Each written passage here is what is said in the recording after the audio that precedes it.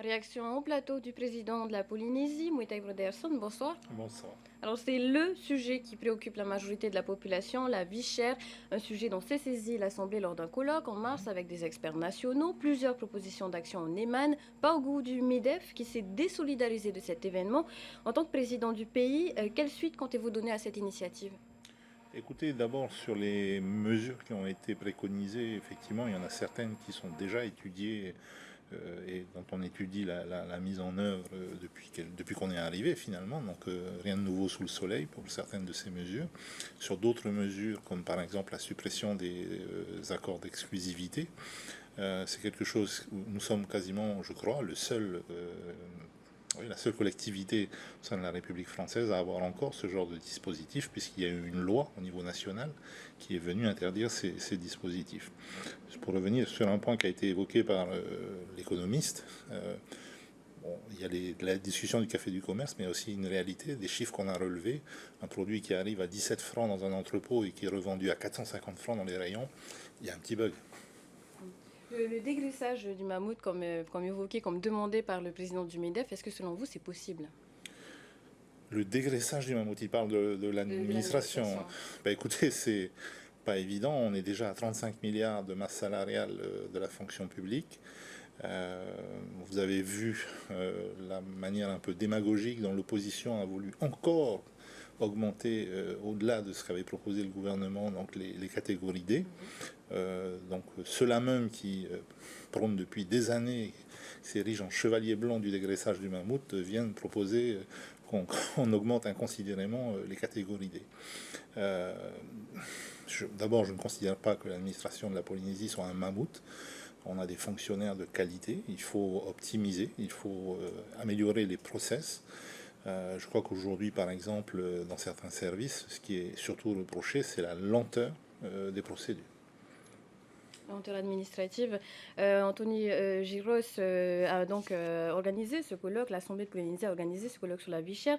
C'est une manière pour le président de l'Assemblée de vous dire qu'il est insatisfait de l'action du gouvernement, selon vous? Non, je ne Il ne s'en pense est pas. pas caché lui-même. Bah, écoutez, ça c'est son analyse. Le gouvernement est là pour gouverner, l'Assemblée est là pour légiférer.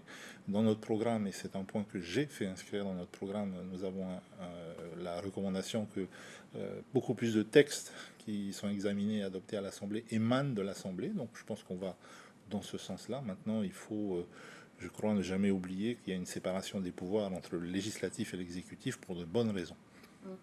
Pour faire baisser les prix, vous, quelle est votre ligne de conduite? Libérer le marché et croire en une concurrence saine? Le marché aujourd'hui, il est libre. Davantage? Alors, non, ce que nous étudions en ce moment avec le ministre de l'économie et des finances, c'est ces fameux accords de modération. On a un dispositif sur lequel on travaille depuis quelques mois, avec beaucoup de concertation avec l'ensemble des distributeurs, que ce soit des gros distributeurs ou des petits distributeurs, nos magasins de quartier. Et nous aboutissons à un dispositif qui, je crois, va satisfaire tout le monde et va contribuer à faire baisser les prix. Vous venez d'en parler, mais la revalorisation des catégories D, donc actée à l'Assemblée de Polynésie, les élus de l'opposition déclarent qu'on pourrait consacrer une plus grande enveloppe au salaire de ces fonctionnaires. Ce n'est pas de votre avis aujourd'hui?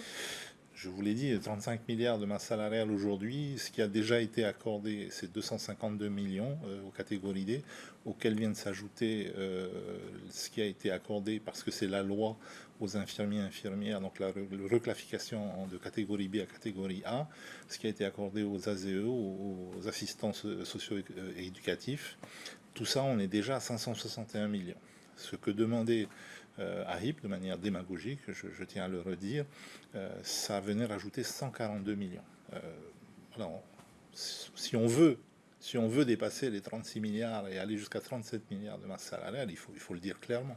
Et de toute façon, il y a des négociations prévues le 17 avril Il qui y a doivent des s'entamer. discussions qui vont démarrer le 15 et qui vont ensuite se poursuivre le 17, mais ce ne sera pas que autour du point net, ce sont des discussions générales que nous avons voulu institutionnaliser d'ailleurs, contrairement à ce qui s'était fait dans les années passées, parce que nous avons prévu que dans le texte que cette période de discussion soit institutionnalisée.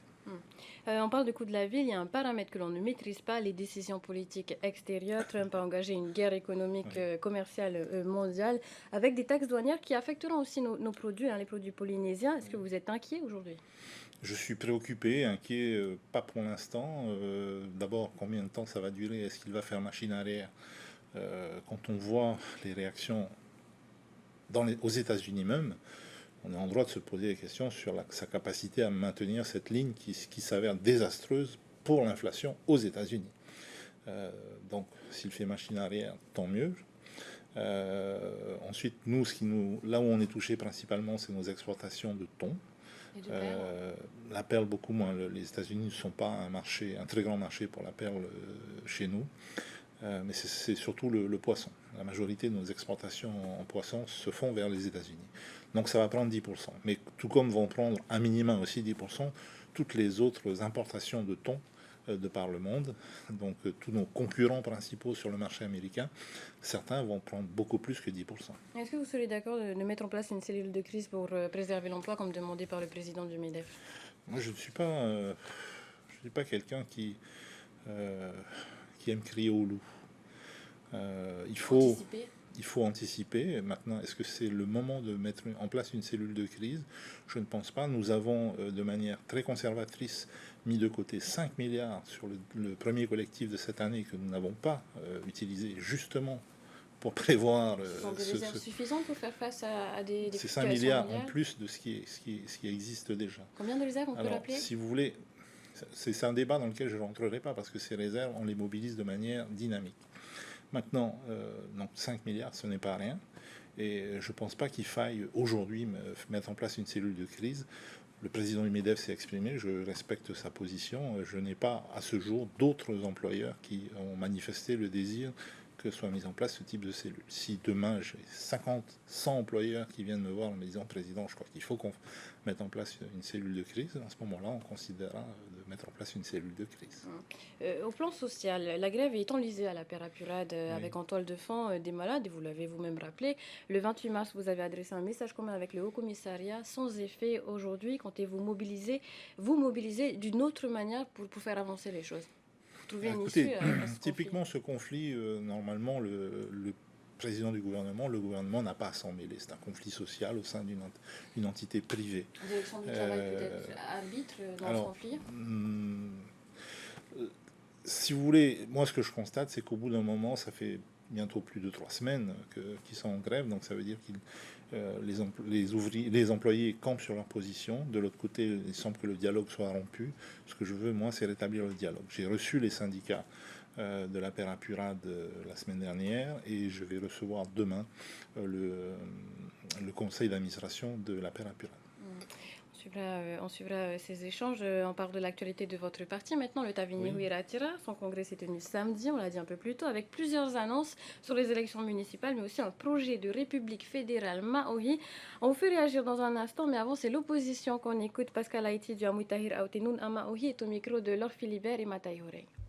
Déjà aujourd'hui, ils n'arrivent pas à lancer la machine économique. Ils veulent déjà faire 57 élus, 57 sénateurs, ensuite des juges. Mais enfin, qui va payer tout ça? Je pense que Oscar est encore dans des lubies, je veux dire, politiques. Ça ne tient pas la route. Hein. Et même Richard Touhéava le dit, ce n'est que des idées. Et puis on va trier et puis essayer de découper. Encore une fois, c'est des choses on voit que ce congrès a été mal préparé. Et aujourd'hui, ils gouvernent le pays, ils ont la majorité, ils peuvent faire quelque chose. Alors la population polynésienne attend quelque chose de concret de ce gouvernement Tavini Huiratira. Monsieur le Président, la République fédérale de Maohi Nui, c'est un projet que vous soutenez? C'est un projet que je soutiens et je suis étonné qu'une marquisienne ne soit pas favorable à ce projet. Hein. L'essence même de ce projet, c'est de dire que chaque archipel serait un État fédéré. Je rappelle quand même que l'État fédéral, ce n'est pas l'exception, c'est la norme dans le monde. L'Australie est un État fédéral, la Suisse est un État fédéral, les États-Unis sont un État fédéral. Enfin voilà, les exemples ne manquent pas. La Polynésie a les moyens de tendre vers cet avenir institutionnel? Alors, il y a deux questions qui sont, je dirais, à la fois liées et disjointes. Il y a la question de l'indépendance, et encore une fois, ce qu'on veut, c'est la souveraineté politique, et ensuite de gérer nos interdépendances économiques. Et ensuite, il y a la question de la Constitution. Un pays indépendant, tout pays indépendant, doit se doter d'une constitution. Je crois qu'il est, je dirais, de bonne politique de s'en préoccuper avant d'être indépendant. C'est ce qu'on fait là, avec ce projet, cet avant-projet de constitution sur lequel on va inviter à la fois nos partisans, les adhérents du Tavini Viratira, à nous faire des retours. On va faire circuler ce projet dans tous nos comités. Et puis, pourquoi pas, ceux de l'opposition, de la minorité, tous ceux qui ont envie de contribuer à ce débat. Voilà, je pense que c'est de la scène politique. Attends les moyens, en tout cas, d'aboutir, de faire aboutir ce projet. Il y a la question du financement. Oui. L'exploitation des ressources minières semble être une piste pour votre parti, vous qui vous y êtes pourtant opposé. Je suis toujours fermement opposé à l'exploitation des ressources minières. Pour l'instant, oui, mais non. Oui, le parti. Non, le président parti. pays. Non. Il faut corriger aussi tout de même ce qui est dit parfois. Le Tavini Viratira ne dit pas aujourd'hui qu'il faut aller chercher ces ressources. Il dit deux choses. Il dit qu'aujourd'hui, nous n'avons pas la pleine souveraineté sur ces ressources, contrairement à ce qui est préconisé par la résolution des Nations Unies. Il y a un article du statut qui stipule que oui, nous avons compétence pour explorer et exploiter, virgule, à l'exception des matériaux stratégiques. Si vous regardez ce qu'il y a au fond des océans, 80% de ce qu'il y a au fond des océans est sur cette liste des matériaux stratégiques. C'est donc la France qui est souveraine sur le fond de nos océans. Il faut quand même rappeler les choses. Ce que dit le Tavini, c'est deux choses. C'est que nous voulons être souverains sur ces ressources, pas pour forcément aller les exploiter, mais pour que d'autres ne viennent pas les exploiter. Demain, si... Dieu nous en préserve. Pour l'instant, le président Macron, lui, a une position très ferme, qui est non à l'exploitation. Mais qui sera président de la France en 2027 ? Est-ce que le nouveau ou la nouvelle présidente de la France aura toujours cette même position ? Parce que si ce n'est pas le cas, eh bien, on peut très bien envisager qu'en 2027-2028, l'État français décide de venir exploiter les fonds marins chez nous. Ça, nous n'en voulons pas. Ça, c'est une position très ferme du Tavini. Ensuite, ce que dit le Tavini, c'est qu'il ne faut pas exclure d'un projet de développement socio-économique la possibilité, le jour où la technologie permettra éventuellement, ou pas, moi je n'y crois pas, mais si un jour il y a des technologies qui permettent de faire cette exploitation sans détruire le fond des océans, il ne faut pas s'interdire. La course municipale est officiellement lancée. Votre parti a annoncé des candidats sur certaines communes, dont Émile Vernaudan, à Mahina, un nom qui pose la question de la probité des élus. C'est un sujet qui vous tient toujours à cœur aujourd'hui, la probité des élus ? C'est un sujet qui me tient toujours à cœur. Ça a été un des fondements de mon engagement en politique. Je rappelle juste que le choix des candidats, c'est avant tout nos comités œilés, qui décident. C'est ce qui a été décidé lors du précédent séminaire. Ça n'avait pas été votre choix ? Pardon ? Vous-même, ça J'aurais n'avait pas préféré été votre quelqu'un de choix ? plus jeune, parce que 82 ans, bon, il est en forme. Il suffisait de venir au congrès pour le constater. Maintenant, voilà, moi personnellement, pour plusieurs raisons, j'aurais préféré quelqu'un de plus jeune. Merci, Monsieur le Président, d'avoir accepté notre invitation ce soir. C'est moi.